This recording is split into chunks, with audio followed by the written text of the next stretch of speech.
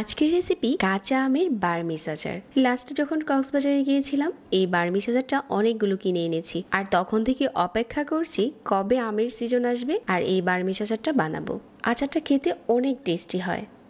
আজকের রেসিপিটা একটু কষ্ট করে দেখে ঝটপট বানিয়ে নিতে পারেন। রোদের ঝামেলা ছাড়া আচারটা 1 বছর ভালো থাকে। আম কেটে নিয়েছি, প্রথমে খোসা ছাড়িয়ে নিয়েছিলাম আর মাঝ বরাবর কেটে নিয়েছি। এমন টাইপের আম নিতে হবে বার্মিস আচারের জন্য যাতে আটিটা একটু শক্ত হয়। তারপর হচ্ছে এরকম করে স্লাইস করে নিতে হবে। স্লাইসগুলো কিন্তু খুব বেশি পাতলা হবে না। স্কিনে যেরকম দেখতে পাচ্ছেন আমি যেভাবে করে কেটে নিচ্ছি এরকম করে স্লাইসগুলো করে নিতে হবে।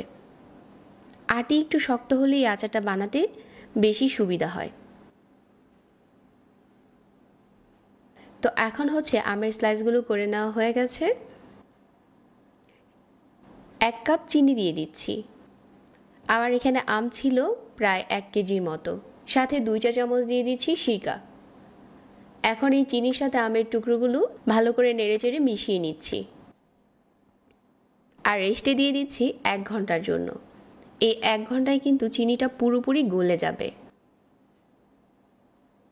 এখন চিনিটা এরকম গলে গেছে আর অনেকটা পানি উঠেছে। এখানে এক্সট্রা পানি দিয়ে আচারটা বানানো যাবে না। চিনি থেকে যে পানিটা উঠেছে এটা সহ হচ্ছে আমি প্যানে দিয়ে দিলাম।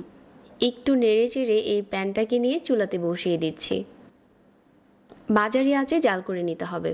যখন দেখা যাবে যে এরকম ফুটতে শুরু করেছে ওই পর্যায়ে চুলার আঁচ কমিয়ে দিতে হবে আর মাঝে মাঝে হালকা হাতে নেড়ে দিতে হবে। তো এভাবে বেশ কিছুক্ষণ জাল করে নেওয়ার পর এখানে 1/4 চা চামচ করে গুঁড়া মশলা দিয়ে দিচ্ছি। মরিচের গুঁড়া আর হচ্ছে হলুদের গুঁড়া।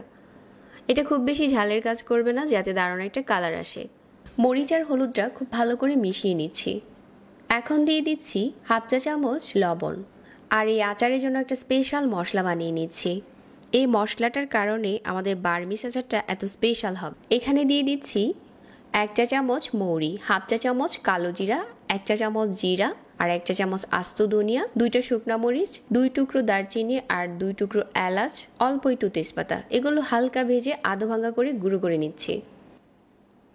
আর ততক্ষণে কিন্তু আমাদের আচারটা অনেকটাই দেখা যাচ্ছে যে এরকম স্বচ্ছ হতে শুরু করেছে। এটা কিন্তু খুব বেশি নাড়াচাড়া করা যাবে না আর আমের স্লাইসগুলো কিন্তু গলে যাবে না। যে মশলাটা ভেজে নিয়েছিলাম এটা আধা ভাঙা করে গুঁড়ো করে নিয়েছি, এখন আচারের উপরে দিয়ে দিলাম। দিয়ে আরও কিছুটা টানিয়ে নিচ্ছি। আপনি চাইলে আচারটা এরকমও রাখতে পারেন, তবে আরও ভালো করে টানিয়ে নিলে আচারটা আপনি রোদে বা ফ্রিজে রাখার ঝামেলা ছাড়াই অনেক দিন ভালো থাকবে। তো আস্তে আস্তে করে কিন্তু আচারের কালারটা চেঞ্জ হতে শুরু করেছে। তো এখন হচ্ছে অনেকটাই টেনে গেছে। এটা চুলা থেকে নামালে আরও কিছুটা ঘন হয়ে আসবে। আর এখন স্লাইসগুলো দেখেন একটার সাথে কিন্তু আরেকটা লেগে যাচ্ছে না, আর প্রতিটা স্লাইস এরকম আলাদা আছে। আমের বার্মিস আচার এভাবেই বানাতে হয়। চুলা থেকে নামানোর পর ঠান্ডা করে যে কোনো কাচের বয়মে ভরে রেখে দিলে 1 বছরের মতো ভালো থাকবে। আমি অল্প করে বানিয়েছি কারণ অনেকগুলো আচারের রেসিপি শেয়ার করবো আপনাদের সাথে। আপনারা কিন্তু এই আচারটা চাইলে আরও বেশি করে বানাতে পারেন। প্রতিটা স্লাইস কিন্তু এরকম আলাদা আলাদা থাকবে। আশা করছি আজকের এই বার্মিস আচারের রেসিপিটা সবার ভালো লেগেছে। প্রতিনিয়ত নতুন রেসিপি পেতে পেজ ফলো করতে ভুলবেন না। যারা এতক্ষণ সাথে ছিলেন সবাইকে ধন্যবাদ জানাচ্ছি। আজকে এখানেই বিদায় নিচ্ছি। আল্লাহ হাফেজ।